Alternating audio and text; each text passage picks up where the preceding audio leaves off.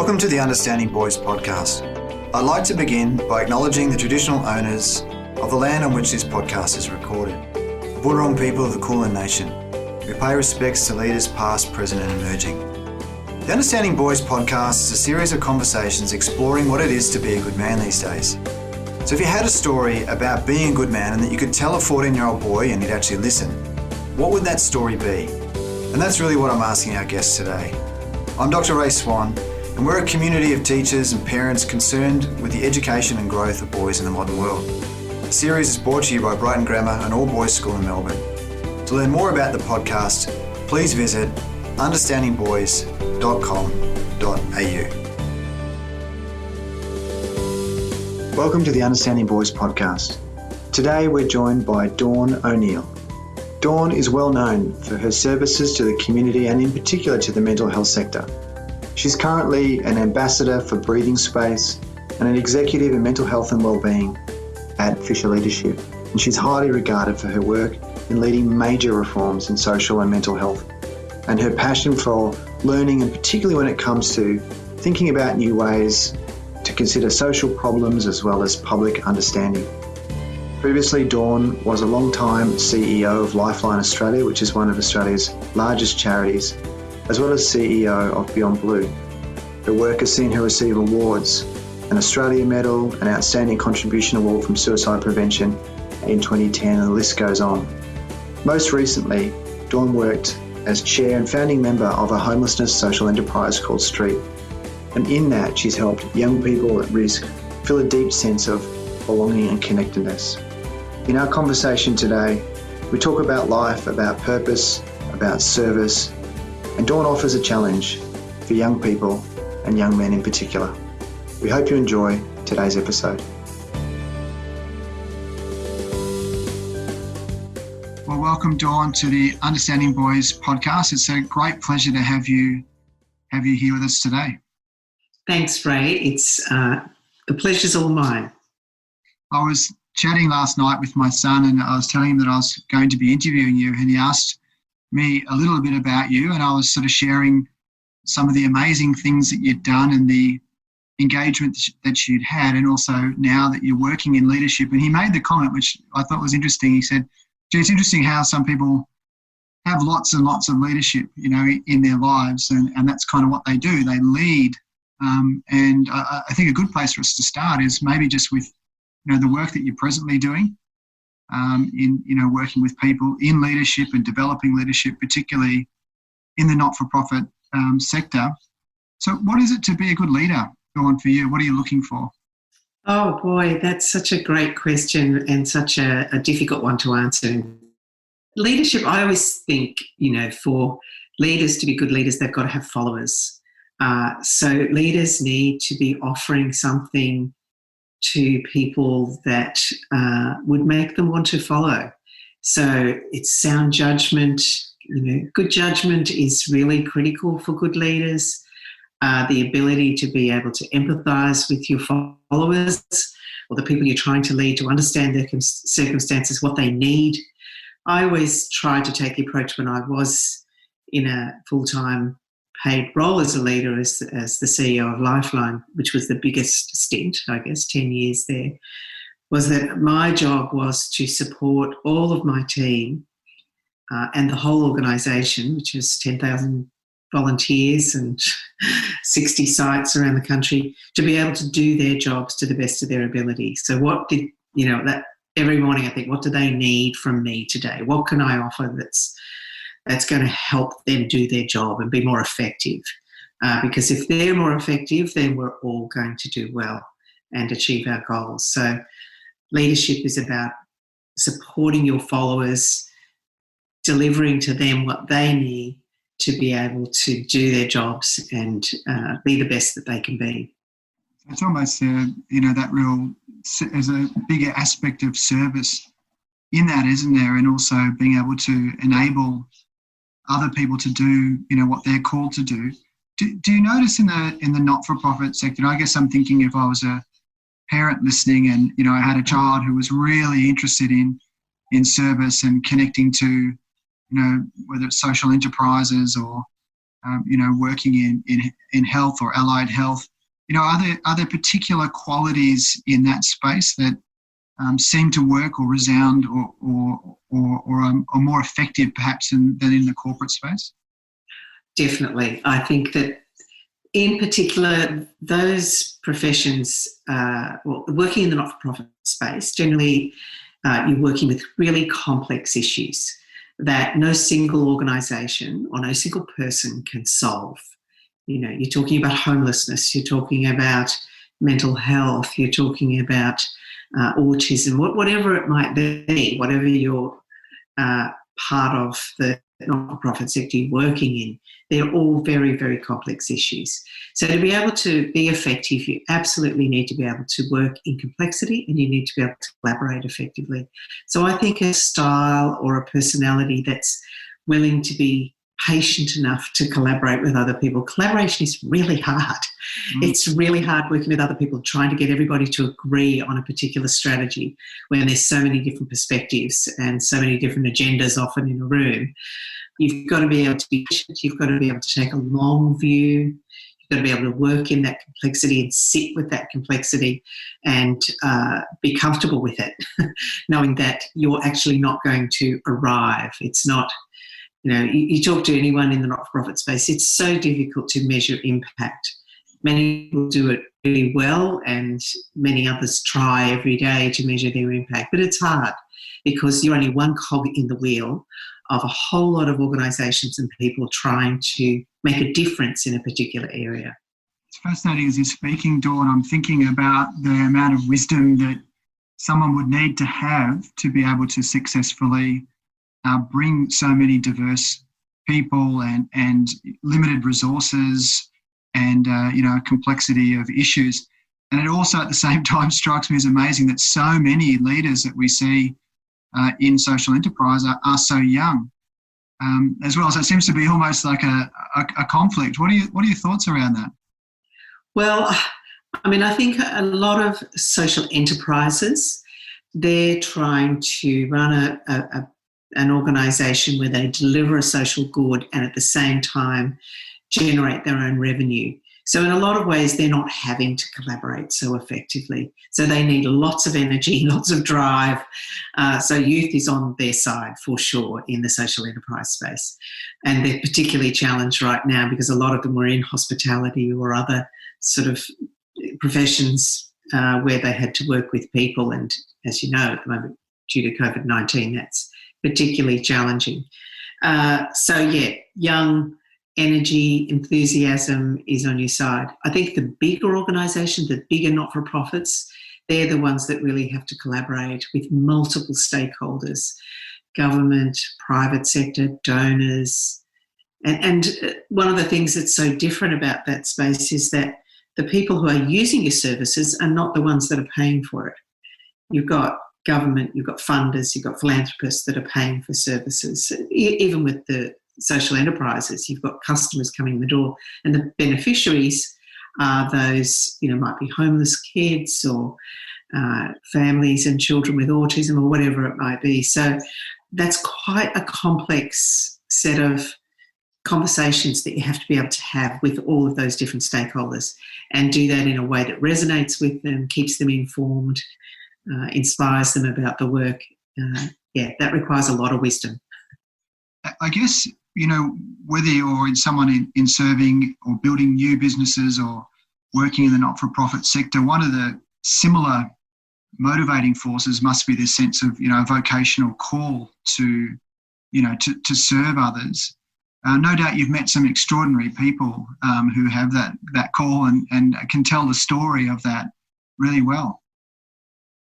Yes, I have met so many, and young and old, and often unsung heroes as well. I was blessed with my time working at Lifeline, working with wonderful people that just gave their lives to that organisation and to being either on the end of the phone for people, and some of them have served in those roles for 40 years or more, being there every Saturday night or turning up every Tuesday morning. Enormous contribution to the community, which was such an inspiration.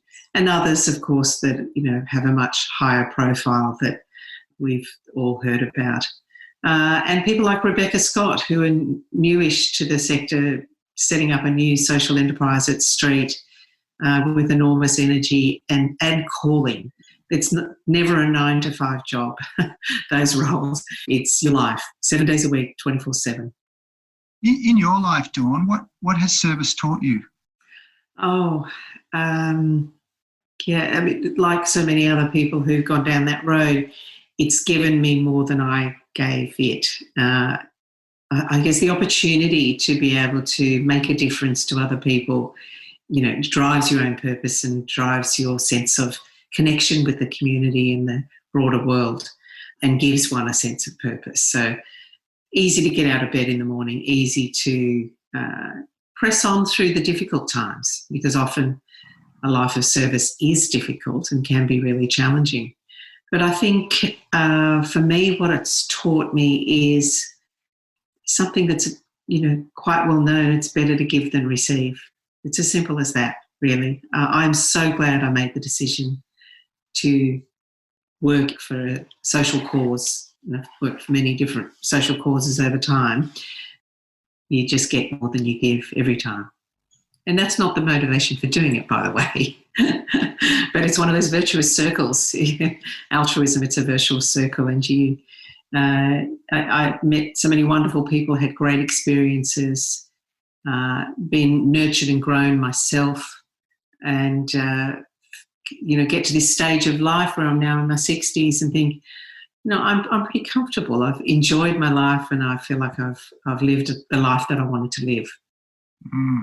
That's a wonderful thing to be able to reflect on and to know, and that, I've been talking to a lot of young men lately just at this time around COVID and the sort of sense of despondency and helplessness, particularly around, a lot of the sort of marker points and the cultural sort of expectations they have. And I'm thinking a lot of the kids that are around the school leaving age, or, right even at the start of their journey when they're, in prep or grade sixes, these big disruptions that are happening at the moment. And it's been on my mind a lot, about how do we connect into who we are and what we're here to do.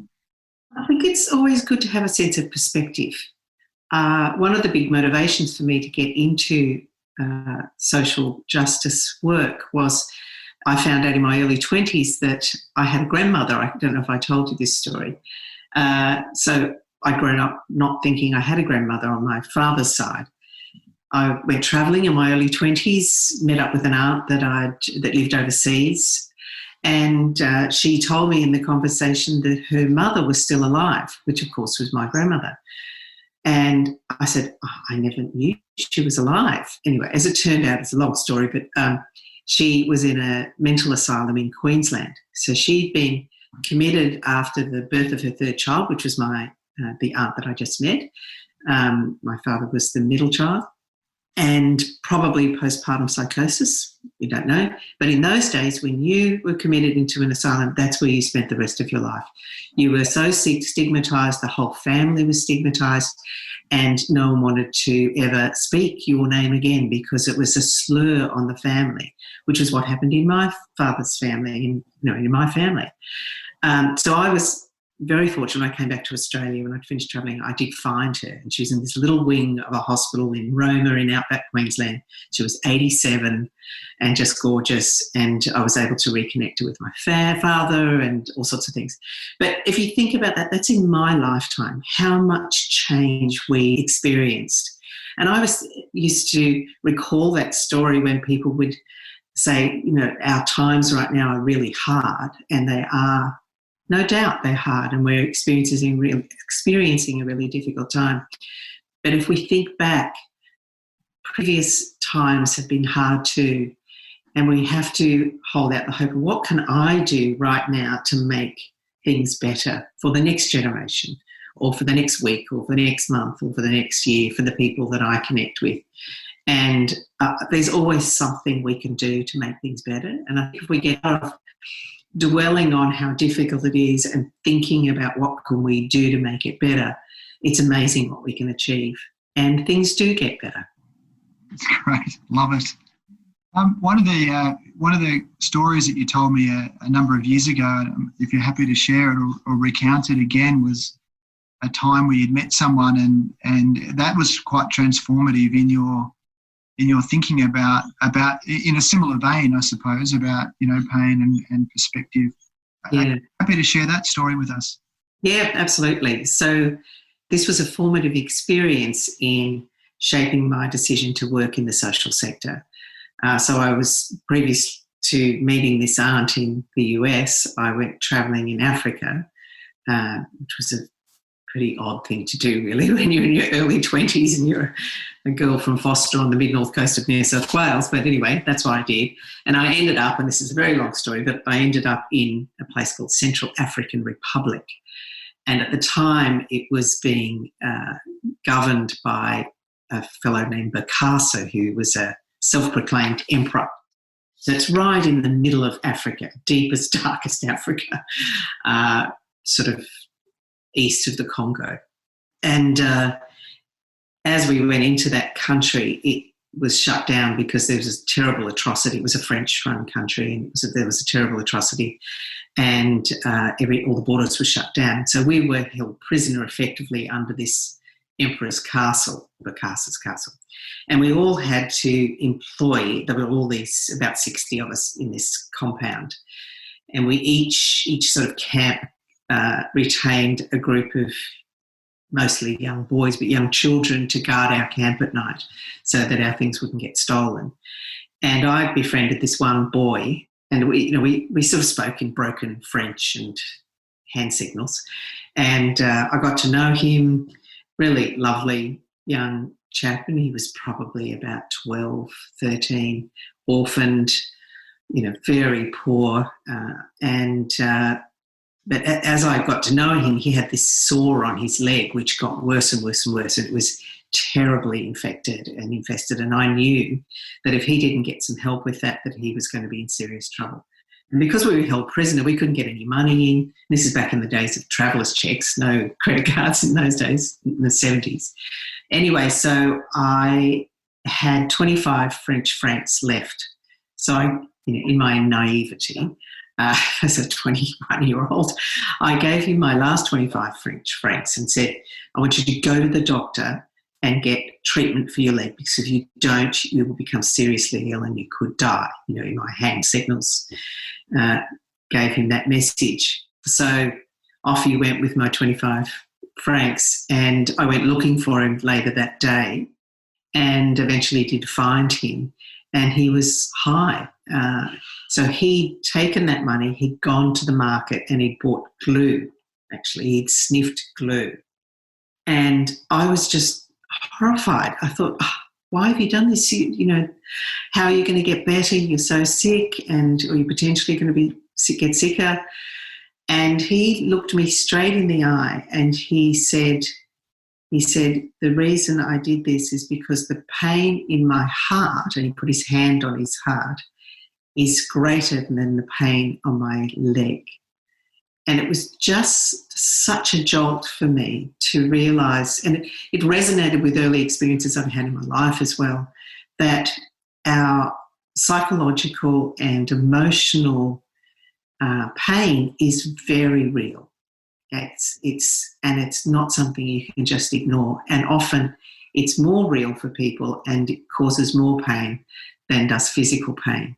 So again, as part of that journey of wanting to work in the whole area of mental health and trying to improve the treatments and the options for people who are in mental health, it just made me, more compassionate to others who experience that level of pain, and to understand that it was that painful when somebody's that distressed, and B, to just be much more compassionate and understanding of those who are going through that experience, and for those that might have addictions or drug misuse or alcohol misuse, because there's a reason usually for that, and it will often be embedded in some pain. So it was a great lesson that young boy told me. And as you said, there's so many layers to it, isn't there? The layer around the vastness of the inner and, just sort of finding some way to deal with that, the pain of the inner and the size of that versus the external, even though he too would have known and the predicament of his leg. So yeah, it's an amazing story. And when you told it to me, it really has stayed with me. Right. All this time as well. I think also that he was so willing to be vulnerable with me. Yeah. That was so brave. Yeah. For him to share that, to not sort of just fob me off, or he was very vulnerable and very honest about where he was at. And also your openness in giving him your last 25 francs as well, in terms of trust and being present with somebody, and sharing that's also, a precursor to that as well, I guess. Yeah. It came from a good place. It maybe wasn't all that wise now I look back on it. I should have gone with him to the doctor. I've learned that lesson. With your work, Dawn, in moving into Lifeline and the work, it's such a difficult area still, I find, to be able to have public sort of discourse about, in terms of our knowledge and understanding around suicide, suicidal ideation, and so on. What's been your experience in terms of the public's understanding, receptiveness towards, support of, the work that Lifeline did in your time, and perhaps the work that Lifeline has continued to do recently? Look, I do think it is, we've still got a long way to go. I think that certainly there's a greater level of, particularly for young people, to talk about suicide ideology and suicidal thoughts, but I'm not sure that we're doing that as well as we can. And I still do think for many people there is an enormous discomfort in talking about someone's ambivalence to live and grappling with their ambivalence. And our systems and our health services and our community supports are nowhere near as good as they need to be to help people hold on to living when they're unwell and when they're struggling with thoughts of suicide. So I think that we still have a long way to go, and we're getting better. We've made improvements. And I think the people that have got the most to teach us are those who have either attempted suicide themselves or have thought about suicide. They're the ones that we most need to hear from and listen to and understand. And we're starting to do that more effectively. I know there's conferences now where people with a lived experience of either an attempted suicide or losing someone to suicide come and share their experiences. But we still do have a long way to go. And for a country that's as rich and prosperous with such a great health system that we do have, it's a terrible tragedy that we're still losing over 3,000 people a year to suicide. And many of those are young men. So we've got a journey to go on as a country.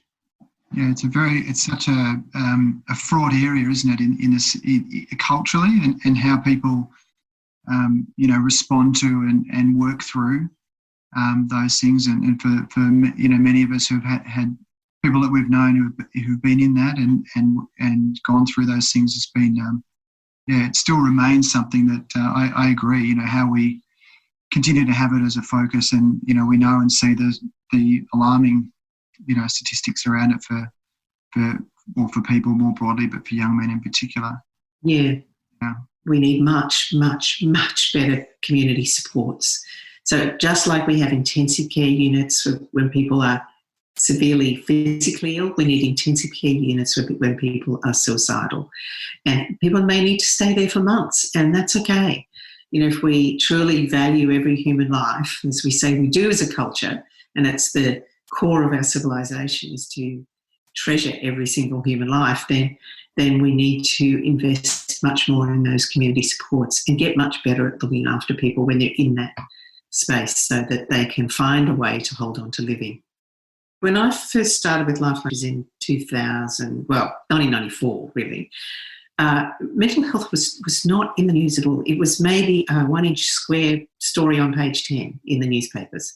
Now it's talked about across all media.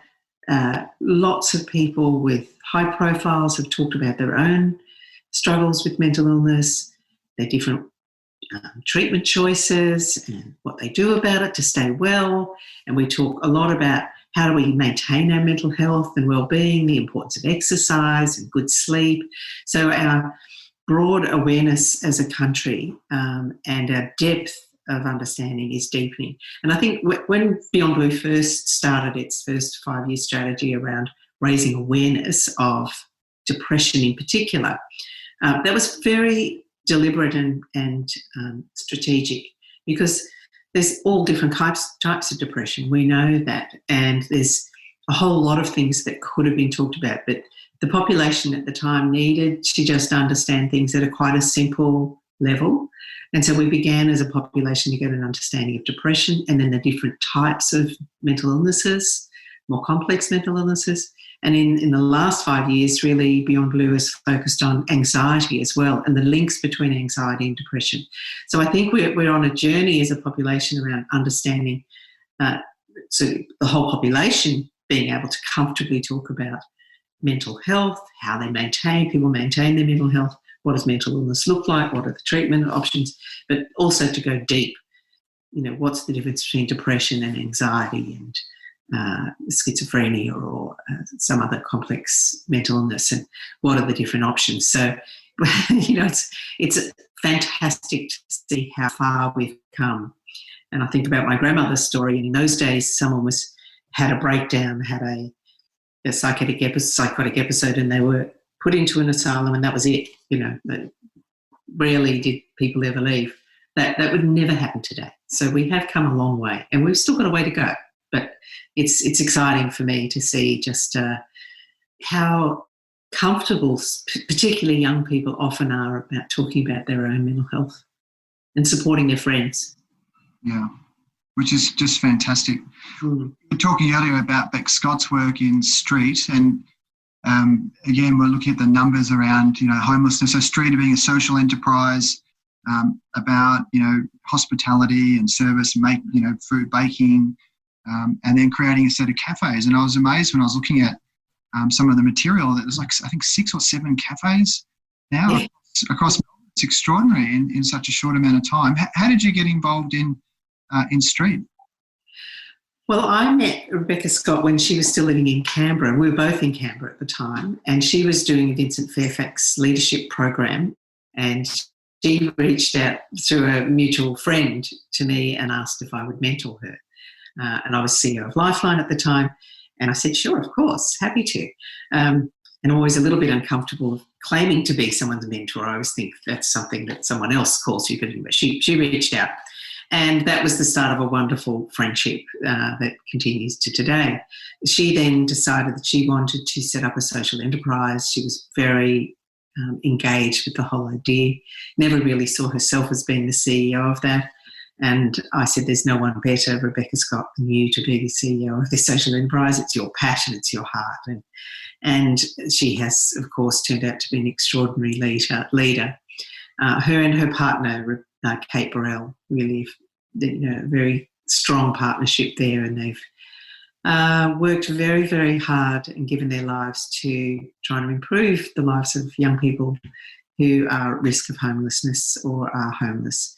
And so I went on to become the chair of the board, which I only just stepped down from last year. So I was there for 10 years, and now I'm a friend of STREAT and will be for life. So, so she's really an extraordinary leader and just has put her heart and soul into the work.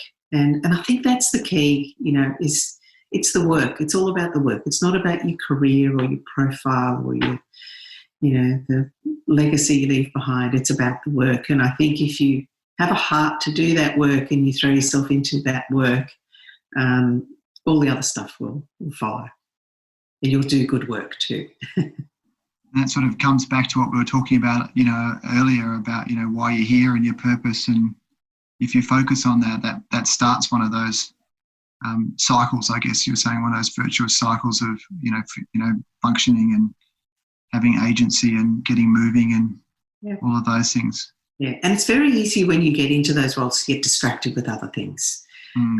It's like every part of life there. When you're a teenager at school, your peers can influence you to go in directions that don't sit true to yourself. It's exactly the same when you're adults. The same distractions are there. So I think it's very important to know yourself and stay true to yourself. And if your calling is to be of service, then you focus on the work, and the good stuff will happen as a result of that. Dawn, what do you think it is to be a good man these days?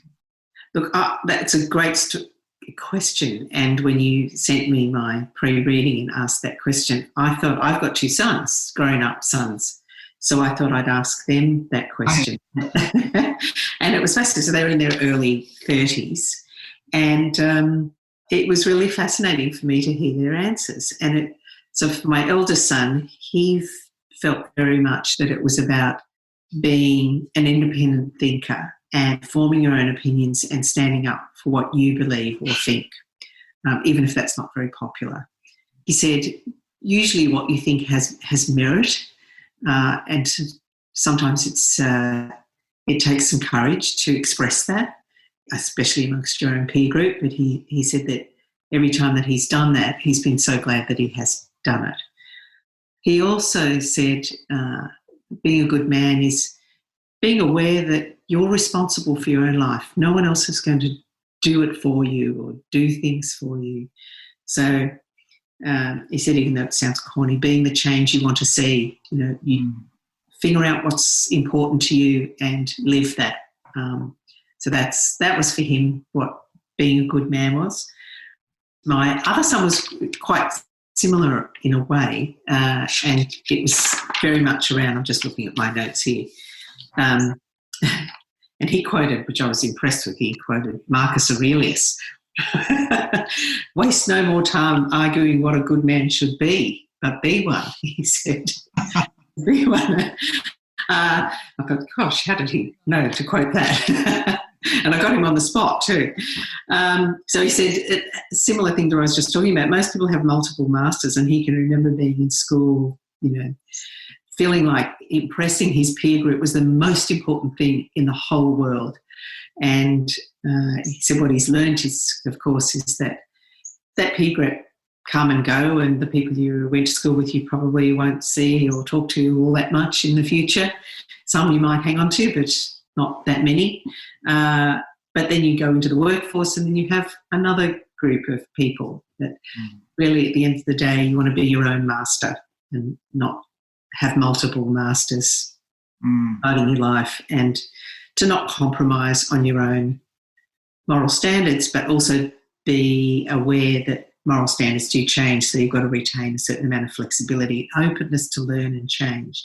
Because whatever upbringing you might have had, it may have been influenced by a particular narrow set of values that you may need to be open to those changing. So for me, what a good man is, I always think, I always admire men, because I think it's a tough gig in a lot of ways being a man. There's huge expectations of men, and men still do all the dangerous jobs in the world, largely.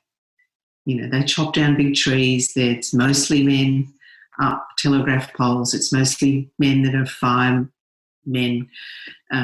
people, what they get called today. Men still are largely the ones going to war. Men do a lot of the dangerous jobs. And in a lot of those professions, and even in the top end of the corporate life, to be vulnerable in those positions and in those work roles is very difficult.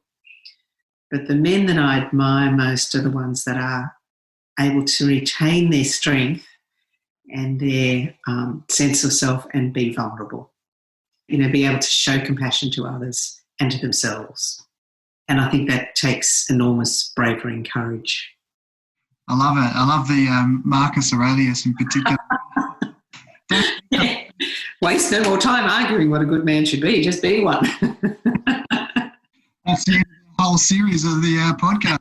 Right? Although I don't think I've ever heard that saying, but there you go. But when you think about it, to be a good man, to be a good person, it's a lifelong pursuit in reality. You never just one day arrive there and land. You have to work on it every day. Taking responsibility for yourself, showing compassion, listening, caring, being a parent, being a leader. You're challenged every day to be the best you can be. And I think, as you were saying earlier, having that sense of perspective as well, within where everything sits and the direction that you're heading in. My final question, Dawn, for you is if you had a story to share. You've shared some beautiful stories, and I'm so grateful that you have. But if you had a final story to share with a mid to young teenage boy and he'd listen, what would the story be? Yeah, I really struggled with that, The story that, this was one of the ones that my son actually told me, that was one that's impacted him. And it will resonate because it's very topical right now in this whole movement that I'm so excited about, where, Aboriginal lives matter, Black lives matter, and that we really, that people of colour have as many rights as us white Anglo-Saxons do. And that has hugely been a massive challenge throughout history, I think, and we're still living with the reality that at the moment Aboriginal people of colour around the world do not get the same opportunities. And it's a terrible shame. So the story my son told me was one that impacted him, of a African-American man going down the bus in the US. And as he's going down the bus, because at that time that this story is told from, the blacks had to go at the back of the bus. So he had to walk past all the white people. And there was a small child that reached out to hold his hand as he was going towards the back of the bus, a little child, European child on the lap of its mother. And he responded by touching the child's hand. And the mother scolded the child and said, "Don't touch that black man." And that story was retold. And you think about the socialisation that has happened throughout generations for us to think about people of colour in a different way. So we have to undo that thought pattern, that history, that narrative in our society. And it's the next generation. I would encourage young men today to be that change, wherever you come from, whatever your colour is, to be part of that movement for change, because I think it's so important for our civilization and our future. Dawn, thank you so much for your time with us today. I feel like you've your sense of clarity, your wisdom, your ability to really sum a lot of the complexities of the work that not only that you've done, but also the challenge that awaits, the younger generation has been really great to hear. I feel really refreshed, and I've greatly enjoyed our chat today. So thank you again for coming on the Understanding Boys podcast. Thank you so much, Ray. It's been my pleasure. And great to see you again. You too. Well, we hope you've enjoyed this episode of the Understanding Boys podcast. Make sure you subscribe on your podcast app. Please leave us a review to help grow the community. For more information about the podcast, visit understandingboys.com.au. Until next time, thanks for listening.